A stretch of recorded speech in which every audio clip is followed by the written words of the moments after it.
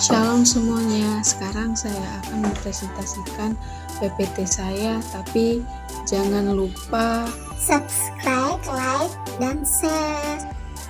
Oke, saya akan mengangkat PPT saya itu aliran-aliran filsafat pendidikan falsifiabilitas. Oke, nah disusun oleh saya sendiri, nama saya Pritayanti Nazara, NIM 02112133. Prodipak, dosen pengampu DR Hendro Sumarso, MPDK, dosen saya yang baik hati. Langsung saja pendahuluan. Latar belakang, filsafat sering dituduh sebagai ilmu yang membingungkan, dan banyak kalangan yang mempelajari filsafat berakhir dengan rasa pusing dan tidak mengerti. Padahal sebagai ilmu pengetahuan yang usianya sudah sangat tua, filsafat banyak diminat para pemikiran yang tidak sedikit penggemar dan pencintanya. Apakah manfaat filsafat ilmu bagi seorang yang belajar teologi? Apakah filsafat itu? Apakah umat Kristen boleh belajar filsafat? Pertanyaan itu sering muncul ketika seorang belajar teologi dan belajar tentang filsafat. Ketika mendengar kata filsafat sebagai besar, orang langsung mengasosiasikannya sebagai sesuatu yang sangat abstrak dan merupakan kegiatan teoritas hanya dilakukan seorang yang kurang kerjaan, sia-sia belaka. Anggapan itu ternyata sangat keliru, karena dengan mempelajari filsafat, para pembaca diajak untuk berpikir secara kritis, dipacu untuk berpikir dalam menggapai berbagai hal sampai menemukan jalan keluarnya atau suatu kesimpulan. Tujuan penulisan PPT ini, mahasiswa teologi sangat membutuhkan ilmu filsafat, khususnya dalam pendidikan. Hal ini disebabkan karena filsafat akan membantu mahasiswa menggali dan mencari fakta-fakta mengenai teologi, mampu menemukan hubungan yang ada antara suatu ilmu dan pemikiran filsafat dalam perkembangan zaman yang semakin canggih, akan membantu mahasiswa untuk memaksimalkan potensi dan kemampuan yang dimiliki untuk hormat dalam kemuliaan bagi Tuhan. Pengertian filsafat. Secara etimologis, kata filsafat berasal dari kata Yunani philosophia yang berasal dari kata philosophien yang berarti mencintai kebijaksanaan. Jadi secara singkat dapat dikatakan bahwa filsafat berarti cinta akan hikmat atau kebijakan. Nah, kita harus bijak ya teman-teman.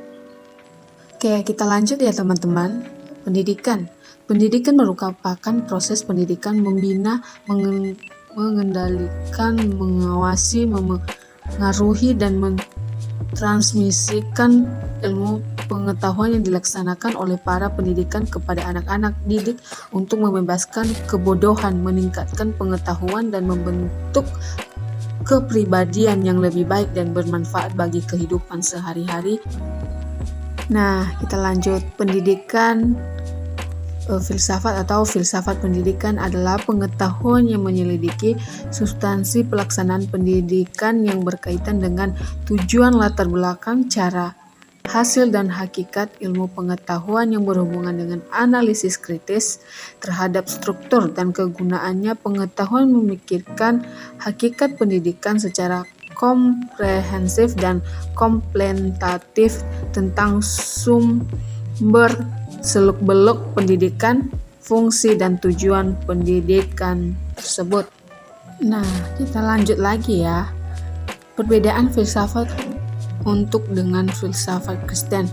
Filsafat adalah suatu pengetahuan yang tidak memiliki batas-batas, sehingga filsafat mampu berada dimanapun di dalam pengembangan pemikiran manusia, yaitu pendapat yang berbeda-beda yang dilatar belakangi oleh sifat dan bangsanya sendiri. Misalnya, filsafat Barat dipengaruhi oleh pemikiran orang-orang Barat. Nah, hubungan filsafat dan Alkitab.